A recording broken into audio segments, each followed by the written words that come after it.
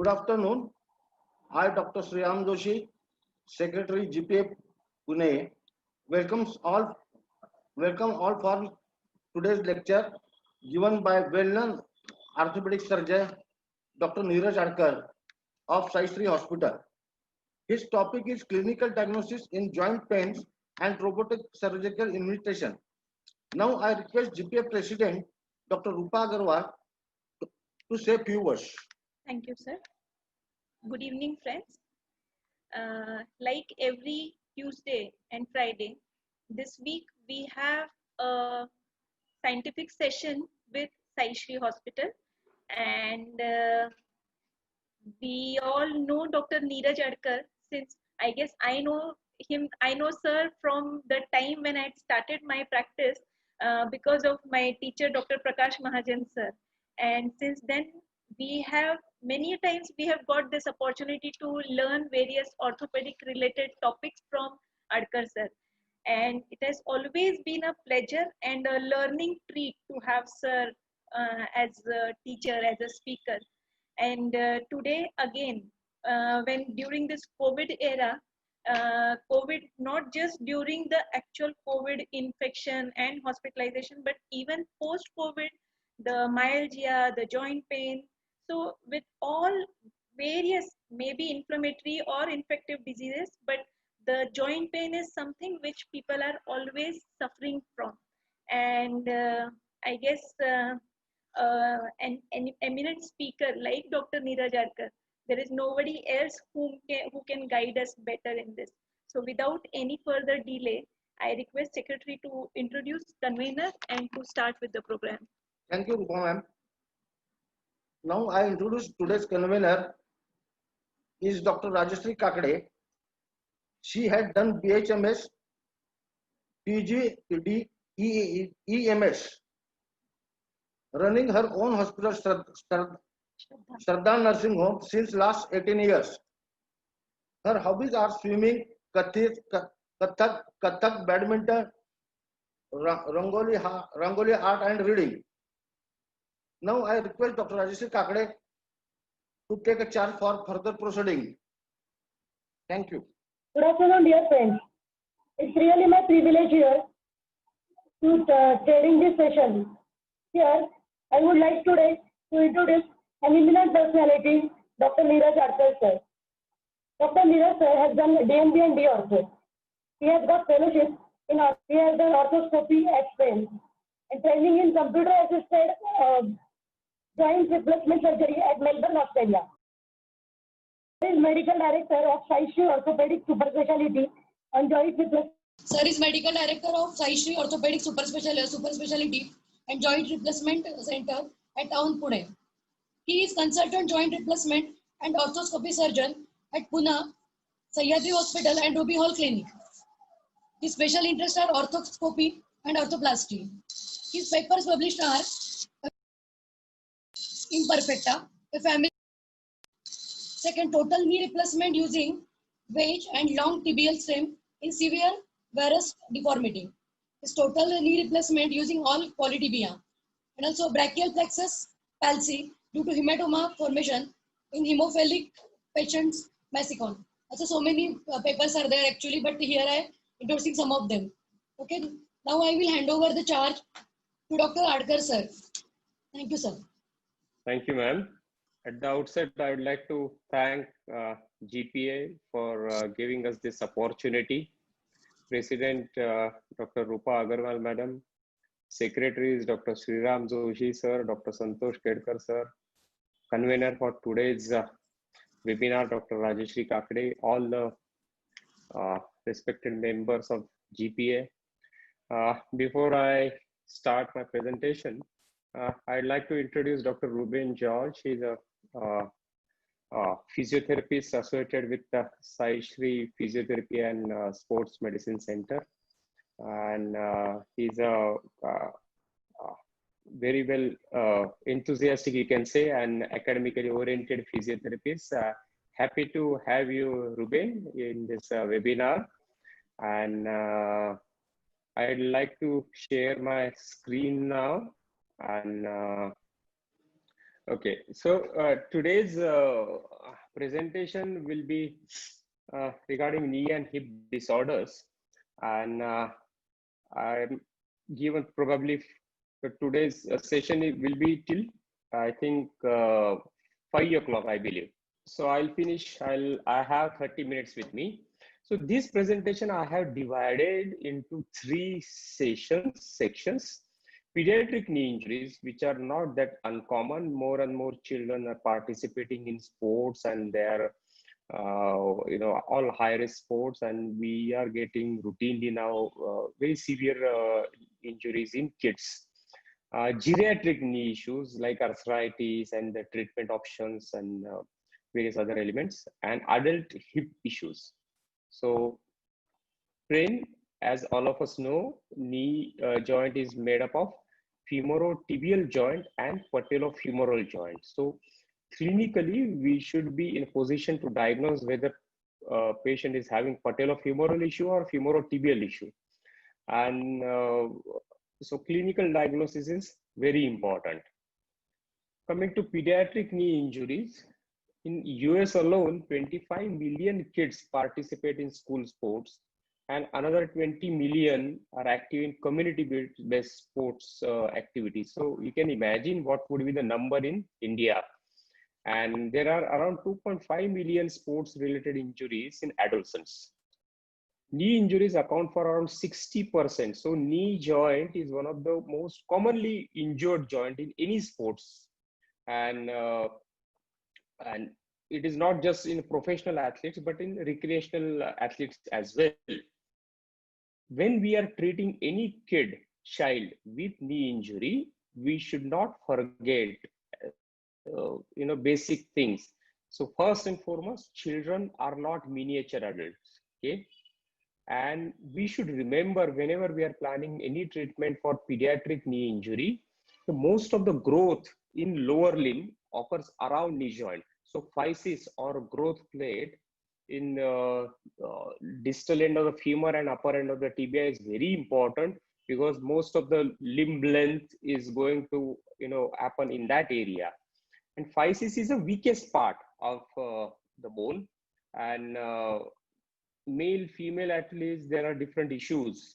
So pediatric knee injuries, typically it could be acute or overuse. I mean, so मुलगा चालता चालता मी खेळताना पडला, पाय ट्विस्ट झाला, and so there's a acute injury, overuse, or so it could be a ligament injury, it could be a muscle injury, it could be a meniscus injury. And repetitive use injuries, if there is no actual any particular episode of trauma, but kid presents with anterior knee pain, front of the knee joint there is pain, and there is no history of injury, it could be Osgood Schlatter. We are going to go through all these conditions one by one. So clinical examination, again I will insist here, that is very important for diagnosis. Whenever a kid or any patient presents to you, clinical examination. So picture on your left, the knee joint shows bruise on the medial aspect of the knee joint. So this patient will have injury to the medial structures like medial collateral ligament or medial meniscus or medial capsular injury. The picture in the bottom shows the right knee joint, there is posterior sag, it has gone back. So in such cases, there is always a possibility of posterior cruciate ligament injury, PCL, because that's why the knee joint goes back. Otherwise, it will, femur and tibia are in same plane, but as soon as PCL is injured, it goes back. And the drawer test, the video we saw, so as you can see in this video, there is definite laxity of the joint, and because of the ACL, the tibia has not gone back, but it is coming excessively forward. It is seen in ACL injuries, anterior cruciate ligament injuries. So clinically, it is easy to differentiate between whether ACL is injured or PCL is injured. Okay. So again, there is rotatory. So the foot on the left leg is externally rotated more than the right. It suggests the posterolateral corner injury. So these are various tests with which you can diagnose which structure is injured. So MRI is commonly performed investigation, but X-ray also gives you enough information to diagnose which structure is involved. The slide, the picture on the top left, the arrow is marked, the picture number 1A, which there is a small, flicker of bone. This is avulsion of the capsule, and typically all such cases, this is called a Segond's injury. Typically all such cases, ACL is injured. Okay, and the picture below that, knee joint is opening out laterally. That suggests injury to the lateral structures. Okay, so these MRI, see, people will always say, why you are going for MRI? But MRI is a very, why you are going for X-ray? X-ray is very cheap investigation, and that will give you fair clinical examination plus X-ray will give you a fair idea how that knee is going to be, and that diagnosis becomes very easy when you have further investigation in your hand. Like X-ray, we can have stress X-rays or under anesthesia examination and under anesthesia X-ray with sedation. Here the joint, the routine X-ray is normal, the bottom X-ray. But when you give stress, the joint is opening out laterally. That means there is injury to the lateral structure. So all these X-ray investigations are important. They are extremely helpful, and one should not ignore this. Apophysitis, or is called as injury to the growth plate and epiphysis region, and is typically seen in around knee joint or in olecranon, and it is more commonly seen in tibial tuberosity. So whenever an adolescent girl or boy presents with knee pain, there is no history of severe knee trauma, repetitive, hyperactive kid, active in sports, and then tenderness will be on tibial tuberosity, not at the joint line. Let me just show you. So this is knee joint model. So tenderness will not be at the joint line, but it will be at the tibial tuberosity. And that's how you can diagnose. Typically, the tenderness will be at the tuberosity, and knee joint movements will be pain-free. But extreme knee flexion could be painful in such cases. And only thing you need is just splint the leg straight in extension, and it heals in 3 to 4 weeks. Very, very rarely surgical intervention is required. Physiotherapy again plays a crucial role in this condition. And this can be, as I said, with medicines and physio ice fomentation. Patellofemoral pain is difficult to diagnose. There are various conditions which will present with anterior knee pain. So when I say patellofemoral pain, pain will be in front of the knee, not at the joint level. And when you glide the patella, when you move the patella, there will be pain. Patient will feel the pain. And so these are the chronic cases, and is a huge topic in itself and difficult to cover in this short duration. But at general practice level, you may get patients with acute patella dislocation. As you can see in this X-ray, patella is lying outside on the lateral aspect. So in this case, patella has gone like this out. Okay, so under anesthesia or sometimes in casualty only we can reduce that. But if there is recurrent patella dislocation, then there are various reasons why a patient will develop recurrent dislocation, and then we need to treat the root cause. Okay, so this is how a patient will present. The patella will be lying outside, not in the center of the joint, and there'll be movements will be extremely painful. There'll be swelling, and we need to reduce that patella. But many times when patella goes out, the underlying cartilage of the patella gets damaged. The cartilage gets damaged, and we need to have MRI, and MRI will often show cartilage flakes or small fragments in the joint. If we just go for X-ray in such cases, you are going to miss cartilage fragments, and they act as a loose body, which can give rise to locking and persistent pain. So MRI is a must whenever there is a case of patella dislocation, especially in recurrent dislocation cases. So again, recurrent dislocation we can discuss at length, but recurrent dislocation usually is because of the trochlear dysplasia. Trochlea is this trochlear groove dysplasia, or there could be issues in the hip joint, and it's beyond scope of this presentation.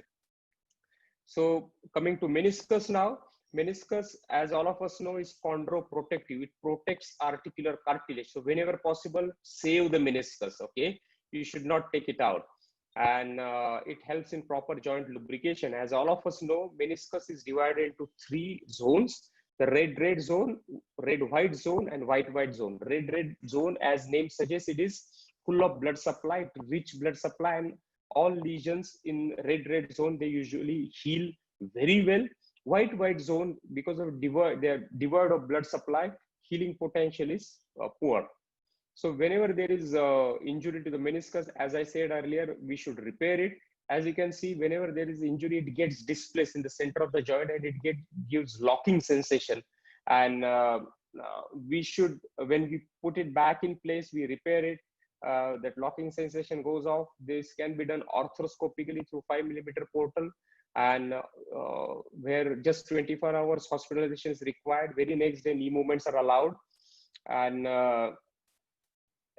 friends, we should remember that all these meniscus patients, they will present with twisting injury, locking. Typically, Marathi mandi घालून बसलं की सरळ करायला त्रास होतो.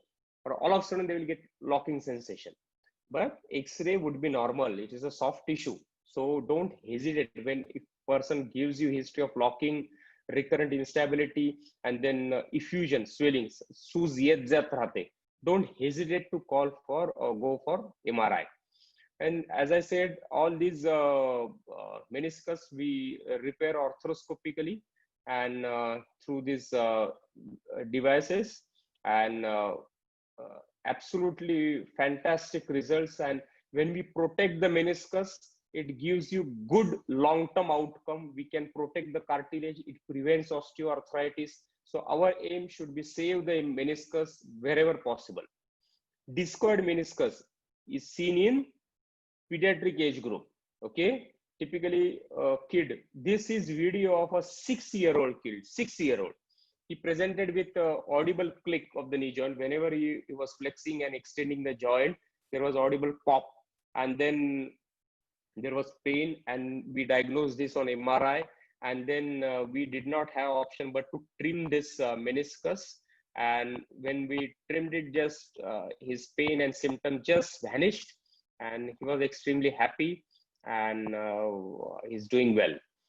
Osteochondral defects. So osteochondral means cartilage defects. So any injury can lead to cartilage injury with underlying bone injury. So clinically there will be pain, tenderness, joint movements will be painful, and there will be swelling. So history taking is very important. And such fragments, if there is history of repetitive injury, then there could be loose body in the joint with a cartilage fragment, which will present like this on X-ray. And MRI is must in such cases. And if the fragment is stable, it is not detached from the parent bone, we can treat it with splinting, non-weight bearing, conservative, repetitive X-ray. And if it heals, then obviously it can be successfully treated with non-operatively. But if it gets displaced and it is not a stable fragment, then it needs some operative intervention like arthroscopy and or a cartilage grafting like this. Coming to ACL, anterior cruciate ligament. Okay, so we have already seen the drawer test is positive in ACL, the anterior drawer for ACL and posterior drawer for PCL. And there are 2 bundles, anteromedial and posterolateral. Need not go into detail, but the typical ACL injury will happen in athletes, in sports persons involved in contact sports, and so there will be twisting of the joint, and then it leads to ACL injury. And as you can see in this picture, see, clinical examination is must, but at the same time, MRI will give you information. And as you can see in this MR picture, the picture on the left is normal, healthy ACL. Picture on the right is torn ACL. It is a is a wavy, and there is a bright signal. Bright signal on MRI suggests fluid in that region. And because of the injury, fibers are not intact, and there will be fluid, synovial fluid in those fibers, and it appears bright on MRI. And so that really confirms the diagnosis. This is how the torn ACL looks like during arthroscopy. And in pediatric age group, if kid is not in high-end sports or not involved in very high-end activities, we offer them conservative option till skeletal maturity, because whenever we treat ACL in kids, we have to go through the physis, that is growth plate, and it may affect the growth of the kid, and which may lead to limb length discrepancy. So we have done sufficient pediatric ACLs, but those are growth plate sparing ACLs, and where we don't treat, where we don't touch the growth plate, and otherwise such catastrophe it can lead to. ACL consideration, as you can see in this chart, the Tanner stage is for how much growth is remaining in the kid. That will give you information regarding that. So Tanner stage 4, 5, you are safe, but stage 1, stage 2, better to delay any intervention. So if you are opting for non-operative, go for bracing, physio, icing, medicine, activity restriction. But operative, as you can see in this X-ray, we have not perforated the growth plate here on the femoral side, in endobutton, and it is done under SIAM control, where we avoid injury to growth plate. This is a useful chart, but beyond scope of this presentation. So typically ACL is done after 2 to 3 weeks of initial injury, and both bone, patella tendon bone or CMT, that is hamstring grafts are used, and there are positives and negatives, advantages and disadvantages of both the graft options, but again, which will beyond scope of this presentation. ACL nowadays we do anatomical way. Anatomical is best way, currently recommended. So, and that gives fantastic results, good rotational stability after the operation, and speedy recovery. So whenever we plan ACL, a small video diagnostic round, as you can see, ACL is completely torn in this patient, and once diagnostic round is over, to confirm that there are no other injuries. And so friends, a point I would like to highlight here, don't rely on MRI blindly. MRI is just 60 to 70% specific. It is not 100%. It has to be correlated clinically. And once the diagnostic round is over, so just to continue that point, previous point regarding MRI I was highlighting, I'm not doubting skills of our radiology colleague, but sometimes ACL, they mention sprain, and when we go in, it is a complete tear. Or partial injury, we go in and the ACL is completely healthy. And so meniscus injury is not reported, and when we go inside, we see complete meniscus injury. So arthroscopy not only helps us to confirm the diagnosis, but at the same time treat it. So this is how ACL graft is pulled in once the tunnels are, and this is semitendinosus and gracilis graft. So hamstring graft is pulled in from the femoral to tibial to femoral tunnel, and we recommend immediate, within 24 hours patient goes home, next day knee movements are allowed, and first 4 to 6 weeks physiotherapy is very important, which Dr. Ruben is going to highlight during his presentation. The tibial eminence fracture is definitely a different issue altogether, and especially in kids, we should be extremely careful, because the growth plate is just underlying the tibial eminence. And this is our own patient where we treated this with a small screws, and as you can see, we have avoided the growth plate. This is important. this we had treated 7-8 years back, and that kid is doing extremely well. Multi-ligament injuries. If patient with road traffic accident comes to you with gross instability of the knee joint, and on X-ray there is no fracture, but the knee joint is just opening out, you as a primary care physician should be extremely watchful for regarding these patients. And because a patient like this, the knee dislocation, there is no fracture, but all ligaments are injured, knee dislocation patient. So such patients, they are likely to have vascular injury. And on day one, Doppler would be normal. You may feel some pulse, dorsalis, pedis, and posterior tibial. And you take him inside theater, you do excellent job, and third, fourth day, it leads to popliteal artery thrombosis because of the internal damage. And then complete blame is on you because you have performed the surgery and it has led to popliteal artery thrombosis. The only way to diagnose such issue, such cases, or rule out any vascular injury is through angiography, peripheral angiography. That will give you information regarding whether that person is having any vascular injury. Okay, so as far as pediatric knee injuries are concerned, we should remember children are not miniature adults. Physis is extremely important. Stage of development, as we discussed, Tanner 4-5 stage, okay, we can safely treat them as an adults, and then it is advisable to go ahead with surgery if indicated. And any kid presenting to you with recurrent effusion swelling, or for that matter any adult also, so don't ignore. And we should be watchful towards referred pain, especially pain on the back side of the knee, or anteromedial aspect of the knee, or lower end of the thigh, lower portion of the thigh. It could be from the hip joint. Back side of the knee, any knee pathology would usually not present with posterior knee pain. So that backside knee pain could be from spine. So clinical examination is important in such cases. Now coming to geriatric knee injuries.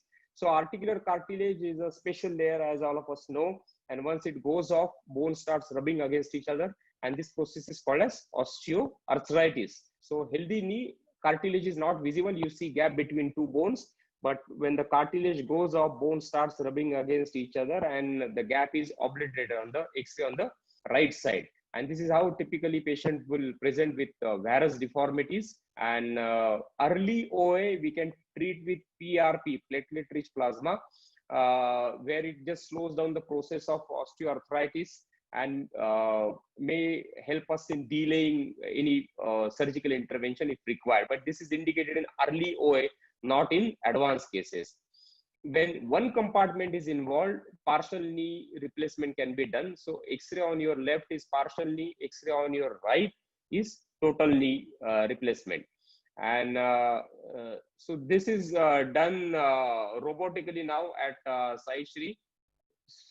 So just affected portion is morphed.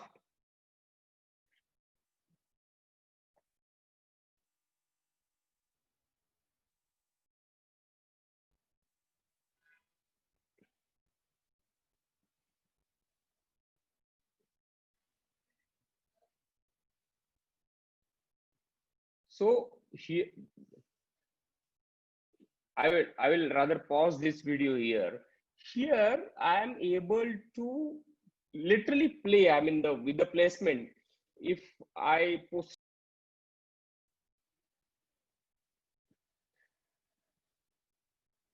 so the color, pink color you see here, that much cartilage we are supposed to take out. When it is taken out completely, that it appears white, that's where we stop it. So this is an intelligent assistant inside the theater, and I'm just, so this is how it looks like. This is how it looks like after replacing the partial knee. If the deformity is more, then we need to have wedges and stem. And this is how that person was walking before surgery, and same patient walking after surgery. So the complete deformity correction is possible in knee replacement. It not just changes the joint, but the complete life of the patient. This is pre-op X-ray, post-op X-ray. pre-op gait, post-op, same patient. Mobile bearing TKR, where the insert moves inside and it gives near normal feel to the patient and gives good range of movement post-operatively. 80-year-old gentleman, minimal deformity. That is one of the criteria for mobile bearing. And this is the range of movement of that patient next day after the procedure. That is day 1 post-op. And same patient 12th or 14th day after the surgery. High flex knees designs are available, which gives good range of movement. Happy to share with you colleagues that Sai Shri is the first hospital in India to do same sitting bilateral uncemented TKR. We did this 2 years back, patient from Kothurud, and she's doing extremely well. This lady, a doctor herself, she's a BHMS doctor, senior doctor. Her husband is also a doctor from Ahmednagar, and she successfully completed Narmada Parikrama after both knee replacement. And this is how robotic TKR is done. We'll just run through this video quickly. So like partial knee, here complete knee is mount. Complete knee is mount, and then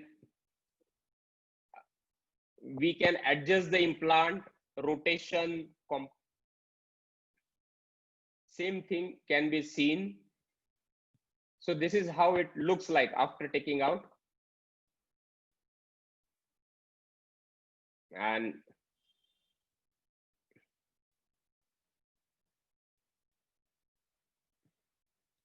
so this is in short regarding robotic TKR. This patient came from Kenya, and she had earlier deep vein thrombosis, refused surgery at many places. And same patient day 2 after the surgery and day 15 after the surgery. Patient from Mawal, before operation and after operation, same patient. Again, bilateral knee pain, severe knee pain she had, and same lady 3 weeks, 4 weeks after the operation. She is doing well. Case of rheumatoid arthritis before and after operation. Relatively young patient. And then this lady, varus deformity. Look at this. This deformity is called as side sweep deformity. So this lady had on one leg valgus deformity. Knee has gone outward, and one side it is a varus deformity. And this is how she used to walk for many years. And same lady after the operation.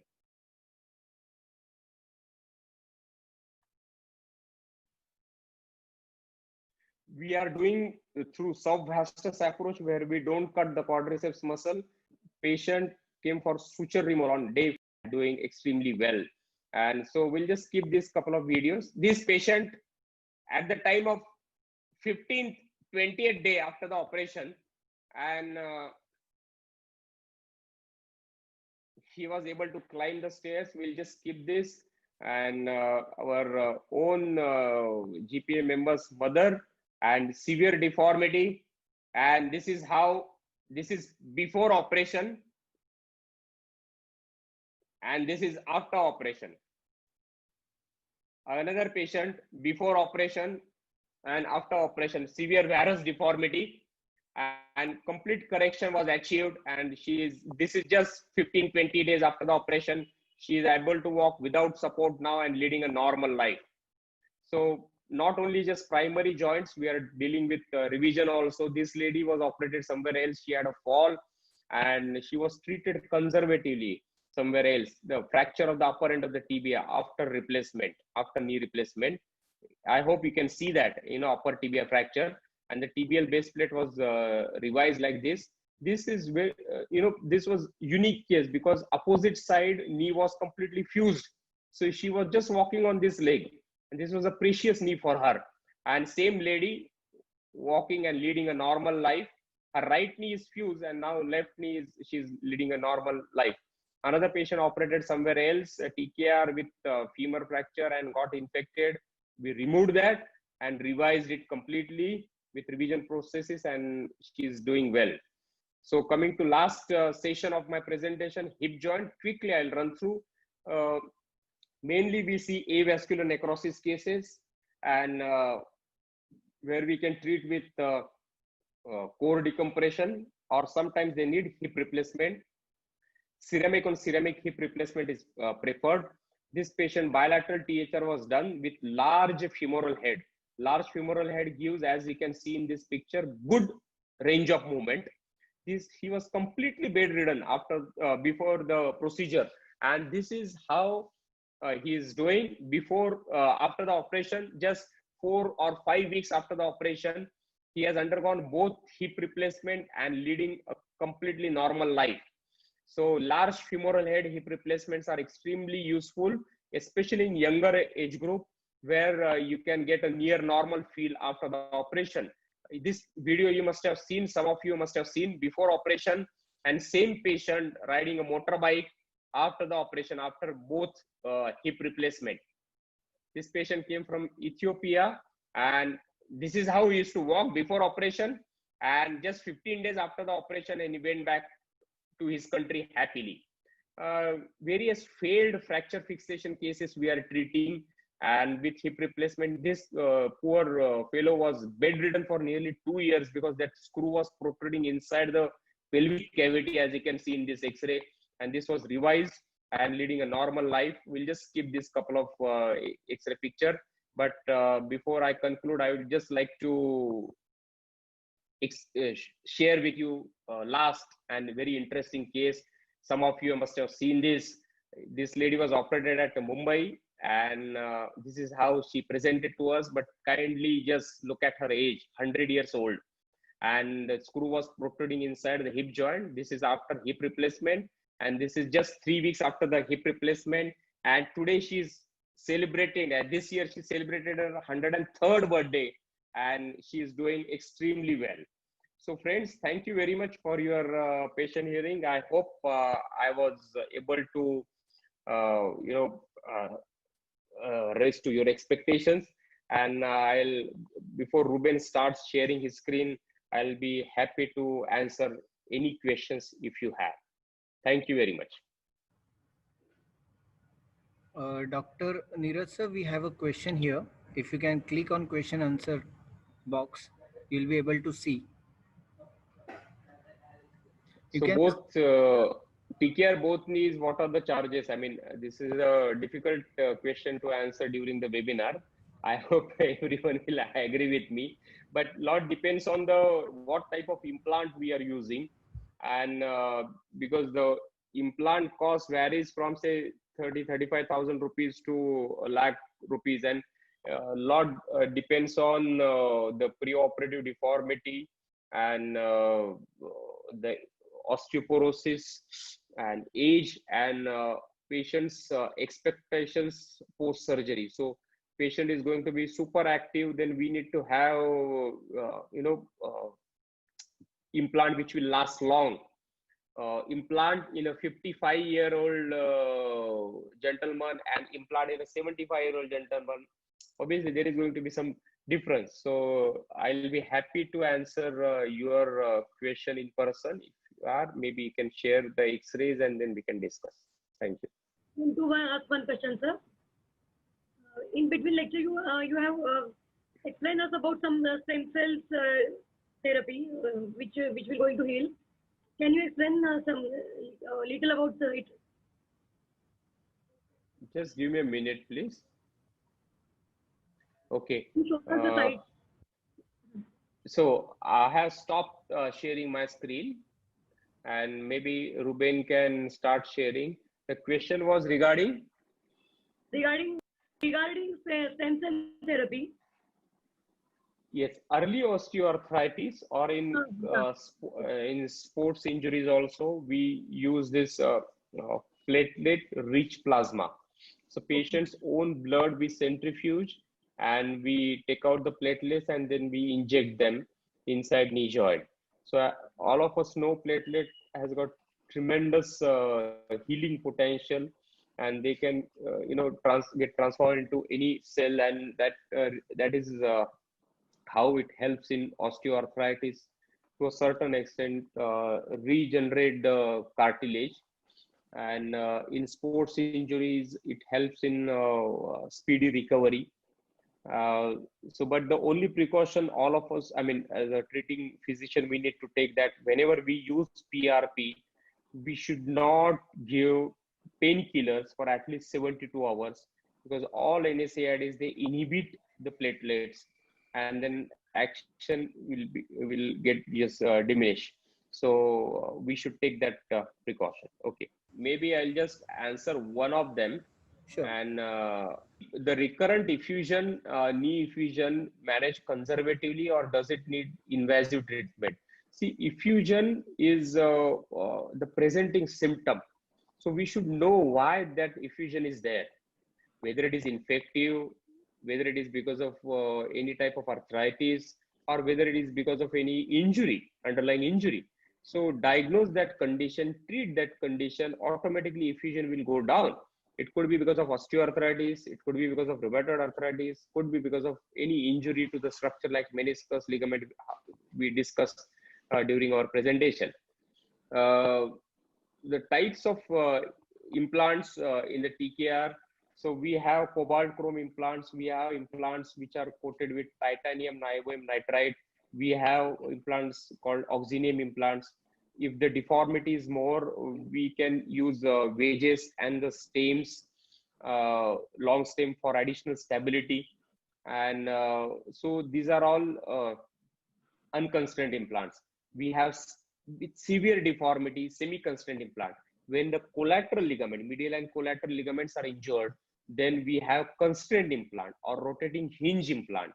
And so the whole spectrum is there. And as I said earlier, the hinge implant would cost you around 3.5 lakh rupees, or sometimes more than that. And the baseline implant could be 35,000 rupees or 55,000 rupees. So based on the deformity, injury, osteoporosis, we decide the implant. And the last thing, precautions for healthy knee at menopausal age. And so precautions, prevention is better than cure. Regular exercise. If you are having knee pain, better to get it checked and rule out any serious injury.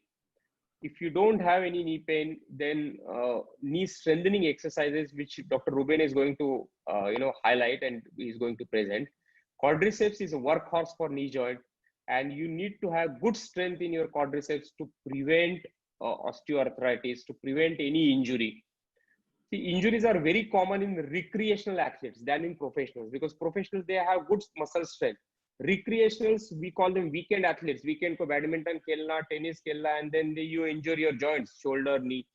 So because muscle strength is not good and you indulge in all these activities, you are likely to injure your joints more than the professional athletes. So muscle strength, quadriceps muscle strength is extremely important, which is going to help you to prevent any injury and prevention of osteoarthritis. I think over to you, Ruben, now. We are already running late. First of all, I'd like to thank the GPA and also Dr. Neeraj Adkar sir for giving me the opportunity to present my inputs as to tell everyone how important it is, not just the surgery, but also the post surgical intervention rehabilitation part, so that a patient can come back to a normal functional life. So I shall be talking about mainly the main operations which take place, which includes a total knee replacement, a total hip replacement, as well as ACL and meniscal injuries. And I shall be covering what are the most important points, what we physios and also caretakers or the family members of the patient should know, so that there is no risk of re-injury, so that a patient does not come back with any sort of problem which may kind of put a burden on their lifestyle as they grow older. So I'd like to start first by, I'd share the screen. So I'd start from the TKR and THR. Now the total knee replacement as compared to the total hip replacement has comparatively a lesser amount of risks compared to the total knee. When a patient comes to us with a total knee replacement, a very major advantage knee patients have is that they can start weight bearing on the first day itself. Now, the problem with a THR patient is that complete weight bearing is not possible immediately on the first day, because the replaced joint needs some time to consolidate, and which is why we wait for around 5 to 6 weeks before weight bearing is started on that particular joint of the affected hip, I'm sorry. So there are certain precautions which we physios need to take and also others need to care about, which includes the one I have given on the screen. First is to avoid hip flexion greater than 90 degrees. The reason why we do this is because a replaced hip is placed slightly laterally, and any sort of movements as given here, for example, adduction more than neutral, going into, or any sort of rotation, it causes the head of the femur to slip out of the acetabulum. And we need to avoid this risk, which is why any sort of rotations or any sort of adduction movement, or even for that matter, resisted exercises in the outward side, that is abduction, is also avoided to a very large extent. And for this, we need to make sure that a patient is being taught as to, he should be known, he should be given the information regarding what needs to be done when he's on bed. Because for a lot of time mobility is affected, he needs to use an assistive device for around 6 weeks. So it becomes a little difficult for the patient to manage. So the exercises per se is to maintain the strength which has already been affected in that group. As sir had mentioned before, the quadriceps and the hamstrings, two major muscle groups which work the joints.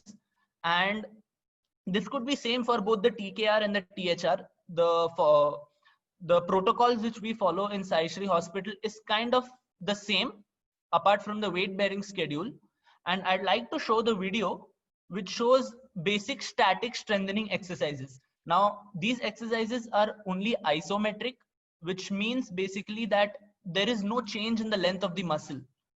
Why this helps the bedridden patients is it helps them in stimulating the strength in the muscle, which is not there post surgery. There's always a guaranteed loss of strength post surgery.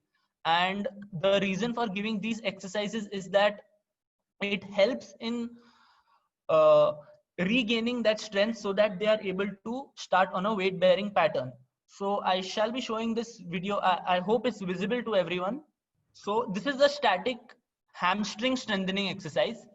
Basically what is done is placing a towel roll or a pillow under the ankle of the patient. A patient is asked to contract the hamstring muscle. Basically that can be done by asking the patient to press the heels down on the ground.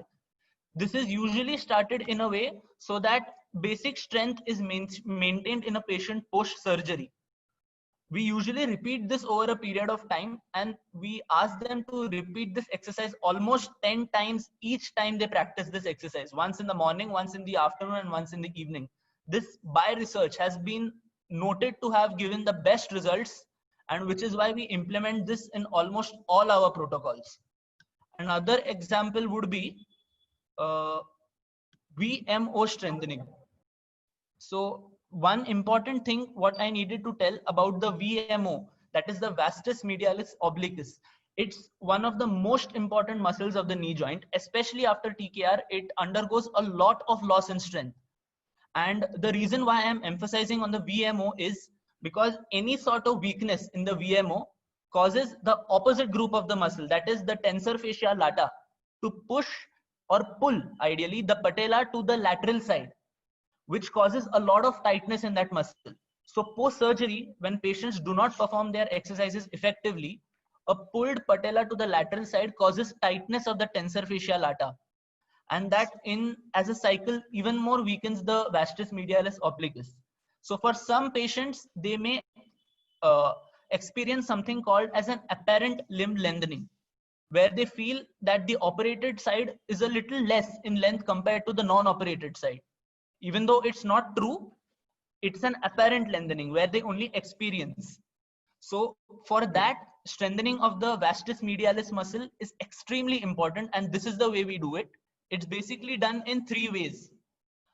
So we place a towel roll under the knee, where we basically ask the patient to contract his knee, pull his knee inward, so that the strength, that is how the the fibers of the vastus medialis are most contracted in that particular position. And we can slightly progress by asking the patient to raise his knee from that particular position. As shown in the video, you can see that he his knee. Again, all these exercises are done with a particular amount of hold in them, and there is a final variation which can be done to patients who are a little more greater in their strength compared to the others. It's not easily done by the geriatric patients, but in patients who are comparatively less in age, the last motion would be to externally rotate the leg and then take it up. This completely isolates the vastus medialis muscle and gives the best effect as to when you want to see any strengthening of the vastus medialis obliquus muscle. So basically what we follow are these particular rules, and the reason we consider this important is because the muscle weakness is something which is very easily or very commonly seen in such patients.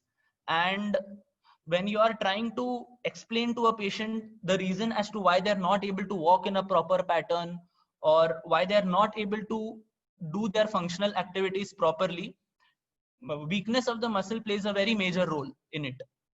So now I'd like to go to the next.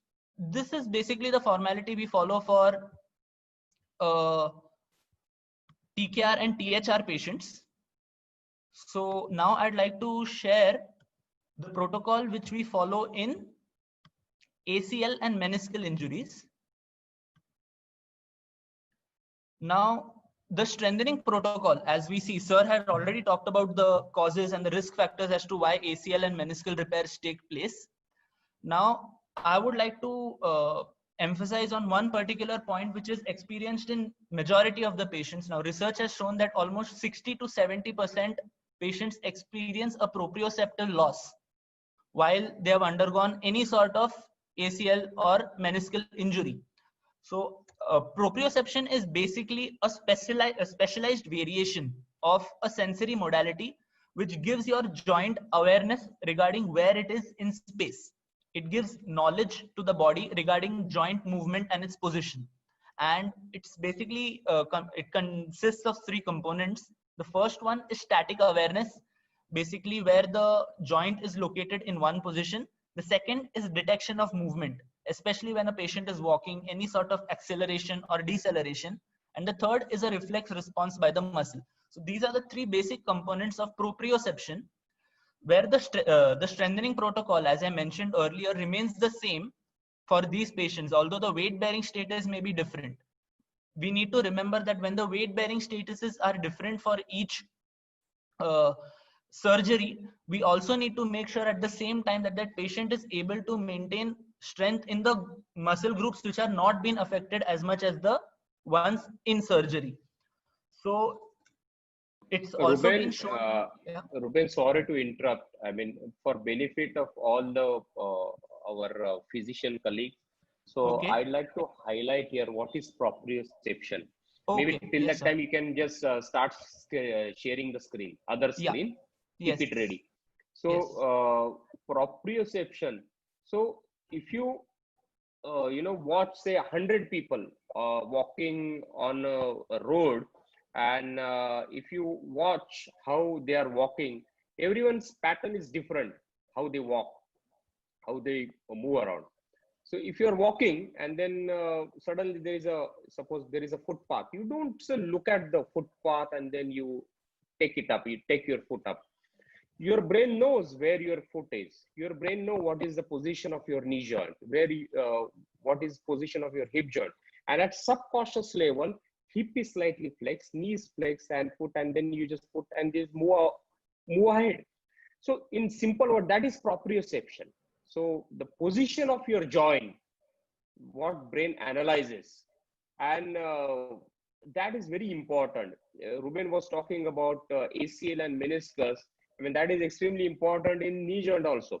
So knee joint, when a patient comes back after say 4 weeks, 6 weeks, So something is different in the joint. That's what they will say, because that proprioception reflex has not yet developed. It takes a couple of months after surgery. And it's in ligament surgeries in young adults, our physio team, they need to take extra efforts for all these reflexes. Maybe you can start sharing your screen, and we have just a couple of minutes more. Yeah. I'll be quick. So I'll show you the most basic proprioception exercises which we perform. It's as simple as managing yourself on an unstable surface, which helps in kind of giving the joint the perfect awareness it requires. As seen in the video, what she is doing is placed herself on an unstable surface, a movable board, and trying to balance herself in such a way that she does not step out of that movable board.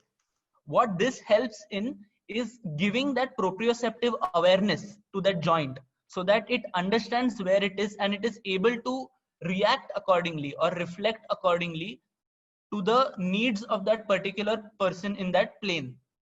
So this is why proprioception is extremely important.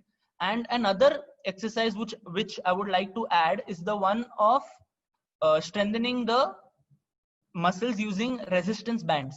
Now, why resistance bands? I'll not play the video for it because we're running short on time. The reason for why we use resistance bands in ACL or meniscal repairs for earlier rehab is because the composition of the arm, as you see with weights, you can rest it in one particular position. This is a very important classification we need to make in between TKR or any sort of ACL reconstructions. The main thing is weights are used in TKR because they can rest the joint in a particular position. The main advantage of a resistance band is it provides tension throughout the range of motion. So in ACL patients, because they're mostly athletes, as sir had mentioned earlier, they're mostly athletes, and so they need to gain their dynamic strength throughout the range of motion. So for them, resistance activities are extremely important, and that is why we prefer the use of resistance bands over weight in patients with an ACL or a meniscal injury. And in the case of TKR and THR, for strengthening, we mainly use any sort of weight cuff.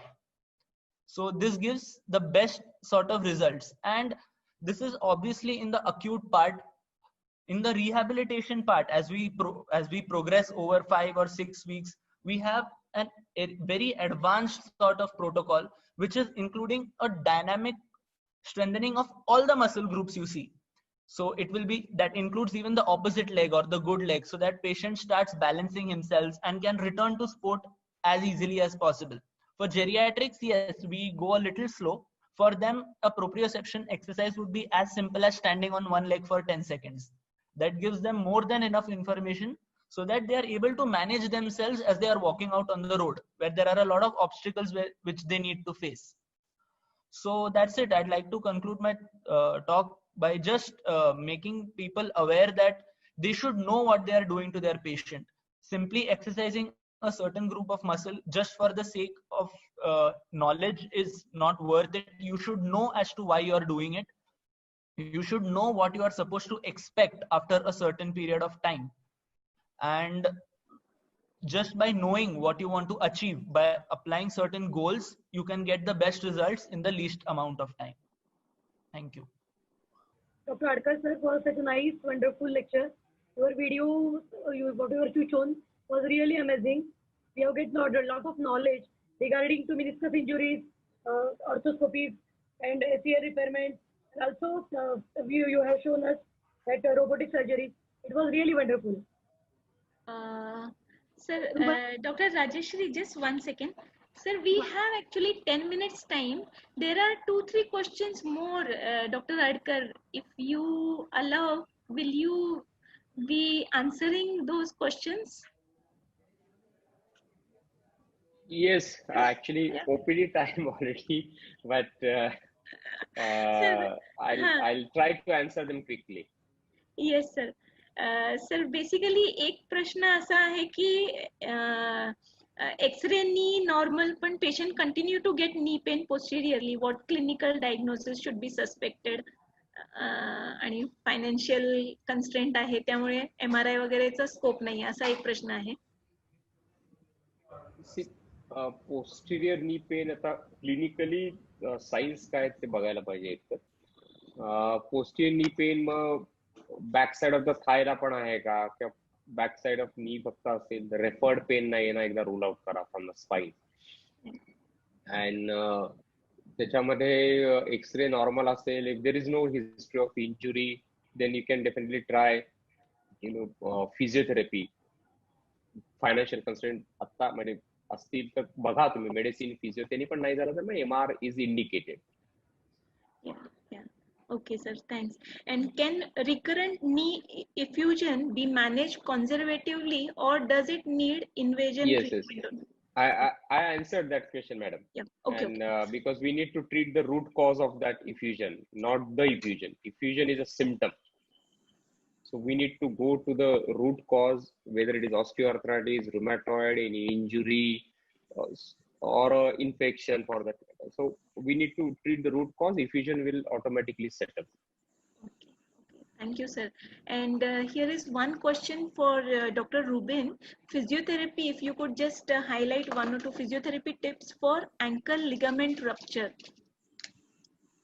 Okay, ankle ligament ruptures are actually very commonly seen in especially athletes of who run a lot. So ankle ligament injuries are a little tricky because the ankle joint is extremely complex. So for pain reduction, mainly we offer something called as a contrast bath, as opposed to other joints. When people say my knee is hurting, we usually suggest them an ice pack. However, for the ankle joint, we suggest something called as a contrast bath, which offers alternate treatment between heat fomentation and ice. So what that does is, when it stimulates a reaction called as a Lewis-Hunting reaction.